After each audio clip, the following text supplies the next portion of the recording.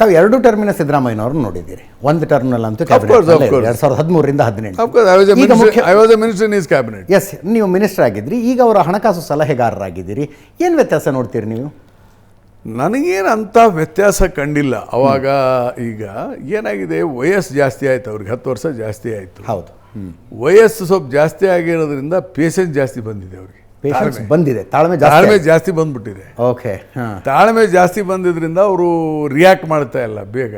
Okay, ಅದು ಸ್ವಲ್ಪ ಜನರಿಗೆ ಏನು ಅನ್ಸಕತ್ತೈತೆ ಅಂದರೆ ಸಿದ್ದರಾಮಯ್ಯ ಸೌಮ್ಯ ಆಗಿಬಿಟ್ಟಿದ್ದಾರೆ, ಸೌಮ್ಯ ಅಂದರೆ ವೀಕ್ ಆಗಿದ್ದಾರೆ ಅಂತ ಮನೋಭಾವ.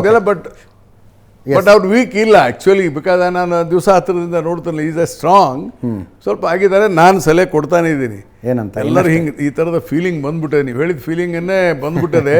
ಇನ್ಮ್ಯಾಗ ನೀವು ಭಾಳ ಸ್ಟ್ರಾಂಗ್ ಆಗಿ ಸ್ವಲ್ಪ ಮಾತಾಡೋದು ಕಲೀರಿ ಅಂತ ಹೇಳಿದ್ದಾರೆ. ಅದಕ್ಕೆ ಜುಲೈ 1ರಿಂದ ಸ್ಟಾರ್ಟ್ ಮಾಡ್ತೀನಿ ಅಂತ ಹೇಳಿದ್ದಾರೆ. ಈ ಮೀಟಿಂಗ್ ಕುಂತಾಗ ಅಧಿಕಾರಿಗಳ ಮೇಲೆ ಸ್ವಲ್ಪ ಕೂಗಾಡೋದು ರೇಗಾಡೋದು ಮಾಡಿದರೆ ಮತ್ತೆ ಸ್ಟ್ರಾಂಗ್ ಆದರು ಸಿದ್ದರಾಮಯ್ಯನವರು. ಹಂಗೆಲ್ಲ ರೇಗಾಡೋದಲ್ಲ, ಸ್ವಲ್ಪ ಆಡಳಿತಾತ್ಮಕವಾಗಿ ಸ್ವಲ್ಪ ಜೋರಾಗಿ ತಗೊಳ್ರಿ ಅಂತ ಹೇಳಿದ್ದೀನಿ. ಓಕೆ, ಅದಕ್ಕೆ ಇಲ್ಲ ಜುಲೈಯಿಂದ ಸ್ಟಾರ್ಟ್ ಮಾಡ್ತೀನಿ ಅಂತ ಹೇಳಿದ್ದಾರೆ. ಎಸ್.